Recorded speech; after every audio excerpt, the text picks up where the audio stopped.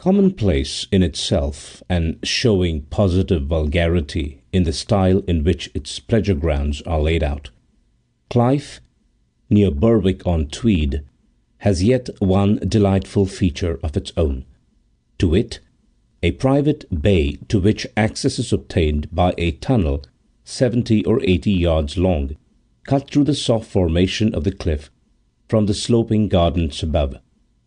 The result is that, if you are a visitor at Clifhe, you have your own private bathing ground, your own private beach where the children may play without fear of being encroached upon, unless indeed a boat should be run in among the rocks from seaward. In the early 90s of the last century, the only daughter of the house of Clifhe was engaged to be married to a young officer quartered at the military depot at Berwick. They were a blameless, but not particularly interesting couple, and one of their hobbies was to meet and promenade on the smooth sands of Clifhe Bay in the brilliant autumn moonlight.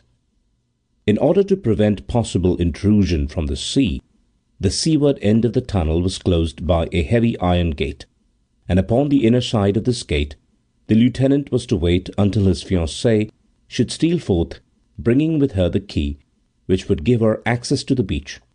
It was all very foolish and romantic, no doubt, for they might have met just as conveniently in the conservatory of Clifhe House, where their privacy would have been equally respected, and where Miss Alix's satin shoes and diaphanous draperies would have exposed her to no risk of a chill. Lovers are like that, however, and had they not been so on this occasion, I should have had no story to tell.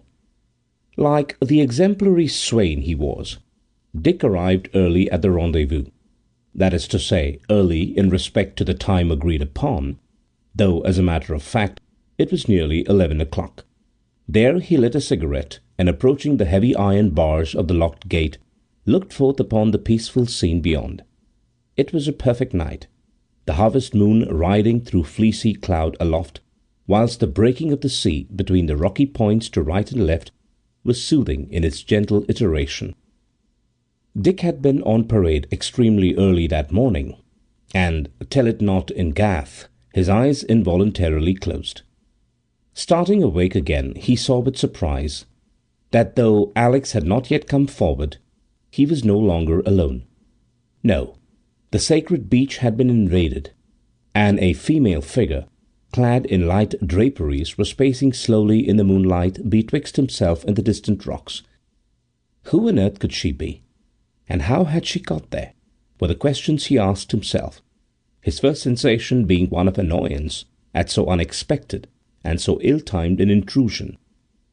But as the moments passed and the figure came more clearly into view, impatience gave way to curiosity, and curiosity to something like awe.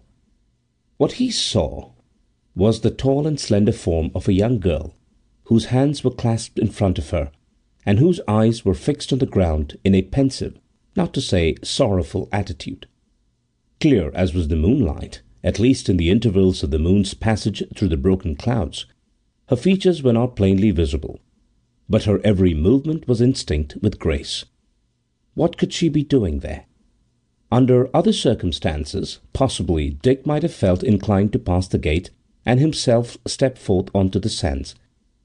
But besides that the gate was locked, he gradually became conscious of a singular delicacy or unwillingness to intrude upon the privacy of this solitary, inexplicable, and impressive figure.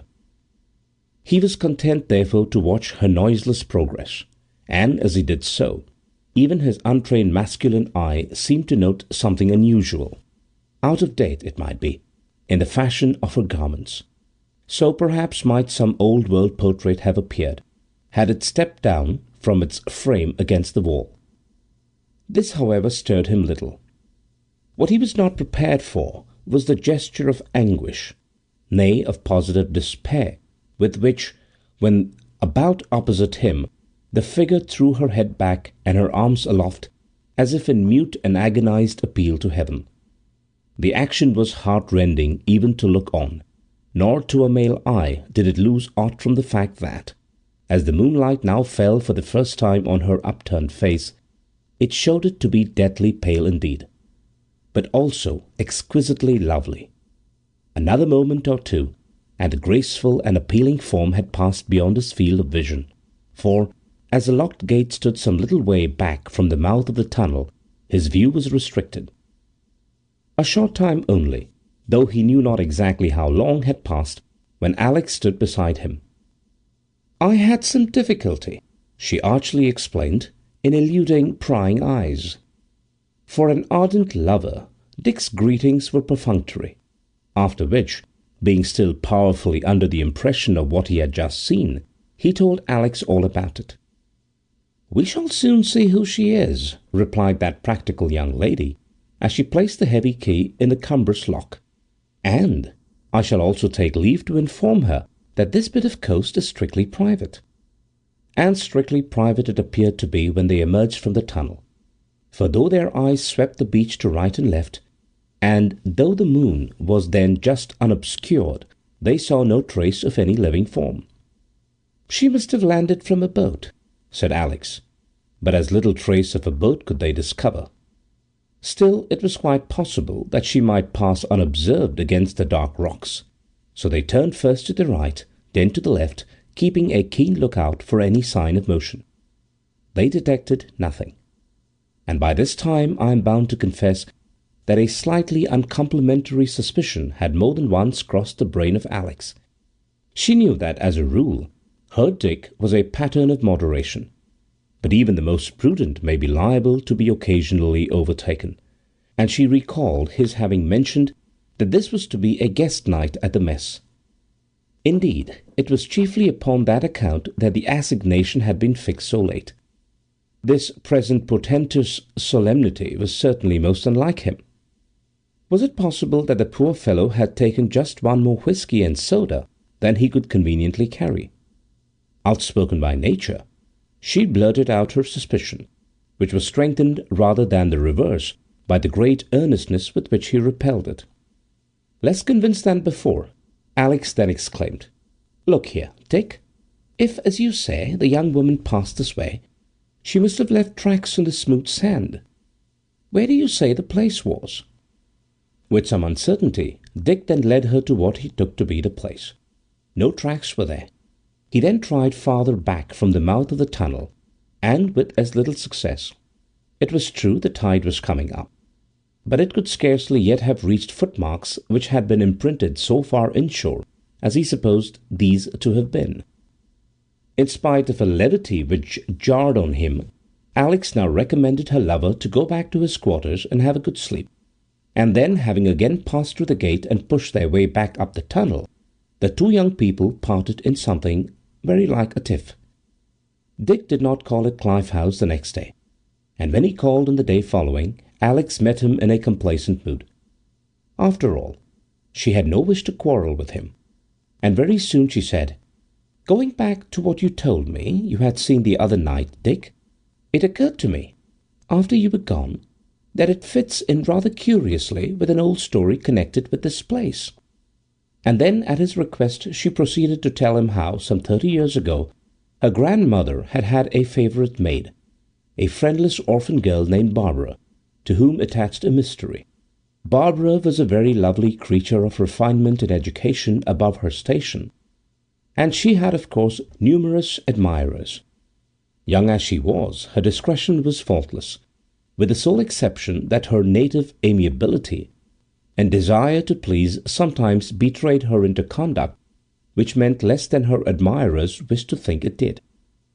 Well, at last Barbara became plighted to a respectable young fisherman, part owner of a boat sailing from the Greenses, and, though details were vague, it was generally understood that, as a consequence, several hearts were severely damaged.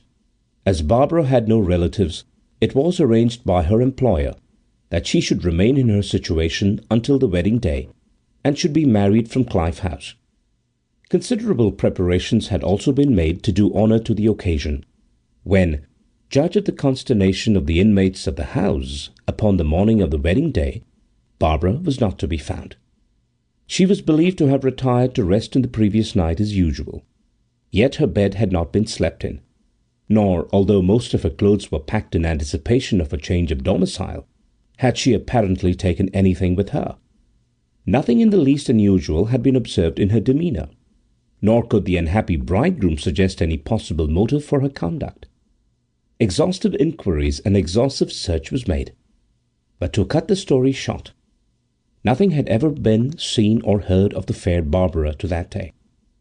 Her mistress, who had been sincerely attached to her, had long mourned for her, and in after times would often sing her praises.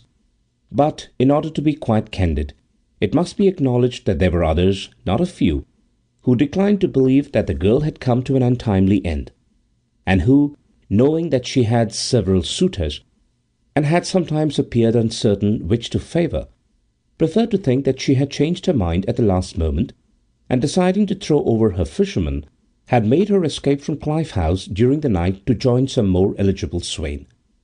This would have been a desperate step indeed, nor could her conduct in withholding subsequent explanations be absolved of heartlessness. But, after all, she was a sort of girl who, when no actual misconduct was involved, might easily allow herself to be over-persuaded. And certainly the tangled skein of love does sometimes present a knot which must be cut rather than untied. The lieutenant professed himself profoundly interested in this narrative, which he and Alex then proceeded to discuss in all its bearings, and more particularly, of course, in its relation to the figure seen by him in the cove. It is true that Alex never quite believed in the germaneness of the apparition, but seeing that Dick really wished to have it taken seriously, she decided tactfully to humour him, and made quite a 9 days' wonder of the mysterious occurrence. Their own wedding day was, however, fast drawing on, so they soon found other things to talk and think of. To be brief, they were in due course married, and amid the cares and pleasures of wedded life, the story, though not forgotten, came to be very seldom referred to. So 20 years passed, at the end of which time the colonel, as he now was, accompanied by his wife and several youngsters, paid one of his not very frequent visits to his wife's parents at Clifhe House. On the first night of the visit, after dinner, Alex's father had significantly recalled the story of the maid Barbara's disappearance, and, after stating that the mystery had now been finally cleared up, had gone on to relate the following particulars.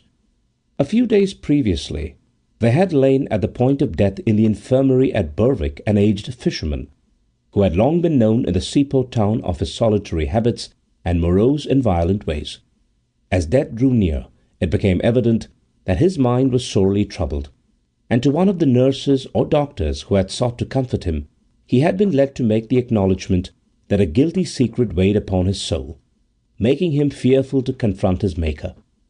He then told how, as a young man, he had passionately loved a pretty servant girl employed at Clifhe House. Misled by those smiles and that graciousness of manner, which in the guileless amiability of her nature the girl lavished upon all alike, he had for a moment imagined himself her favourite suitor. How bitter then was the blow, and how rude the awakening, when he learned that a younger brother of his own, a mere boy, was preferred before himself. Nor was it only unrequited love that grieved him. No, he believed, or managed to persuade himself, that an unfair advantage had been taken of him by which he had been made the lover's dupe. A silent man, he took no one into his confidence, but abode his time until the eve of the wedding day.